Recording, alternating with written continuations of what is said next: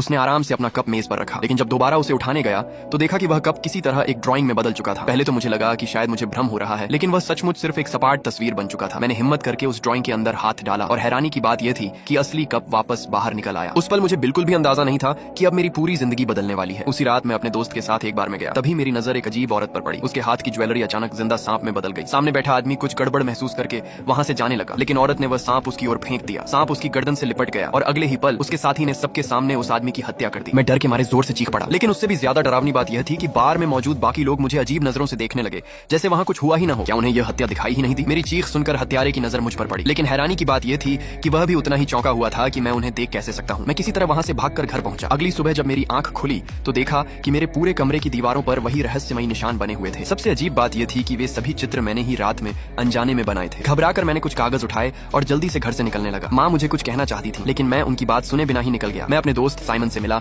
और उसे पिछले कुछ दिनों में हुई सारी अजीब घटनाएं बताने लगा। तभी मेरी नजर खिड़की के बाहर उसी आदमी पर पड़ी। मैं डरकर साइमन से लिपट गया, लेकिन अगले ही पल वह आदमी मेरे ठीक सामने खड़ा था। हैरानी की बात यह थी कि साइमन उसे देख ही नहीं पा रहा था। सच जानने के लिए मैं उसके पीछे भागा और उसे रोक लिया। तभी मैंने देखा कि उसके शरीर पर भी वही रहस्यमयी निशान बना हुआ था जो मैं बार बार बना रहा था। उसने अपना नाम जेस बताया। उसने कहा, मैं एक शैडो हंटर हूँ। मेरा काम इंसानों की दुनिया में छिपे राक्षसों का शिकार करना है, और अगर तुम मुझे देख सकती हो तो इसका मतलब है कि तुम कोई साधारण इंसान नहीं हो। उसकी बात सुनकर मेरी पूरी दुनिया जैसे बिखर गई। मैं इस अजीब सच्चाई पर यकीन ही नहीं कर पा रही थी। तभी मेरे फोन की घंटी बजी। कॉल माँ का था। उनकी आवाज घबराई हुई थी। उन्होंने कहा, किसी भी हालत में घर मत आना। इतने में दूसरी तरफ जोरदार धमाके की आवाज आई। मुझे समझ आ गया कि माँ मुसीबत में है। मैंने उनकी बात बिल्कुल नहीं मानी और पूरी ताकत से घर की ओर दौड़ पड़ा। लेकिन जब मैं पहुंची तब तक पूरा घर बुरी तरह तबाह हो चुका था और माँ कहीं नहीं थी। घर के अंदर मुझे एक खूंखार कुत्ता दिखाई दिया। वह मुझ पर झपटा, लेकिन मैं किसी तरह बच गई और मौका देखकर उसे बाथरूम में बंद कर दिया। लेकिन अगले ही पल वह कुत्ता एक बेहद भयानक राक्षस में बदल गया। इतना घिनौना जीव मैंने अपनी पूरी जिंदगी में कभी नहीं देखा था। मैंने खुद को शांत रखा, रसोई के सामान से एक छोटा सा बम बनाया और जाकर फ्रिज के अंदर छिप गई। धमाके के बाद मुझे लगा कि सब खत्म हो गया है, लेकिन वह राक्षस टुकड़े टुकड़े होने के बाद भी दोबारा अपने शरीर को जोड़ने लगा। जब मुझे लगा कि अब मेरी मौत तय है, तभी जेस वहां पहुंच गया।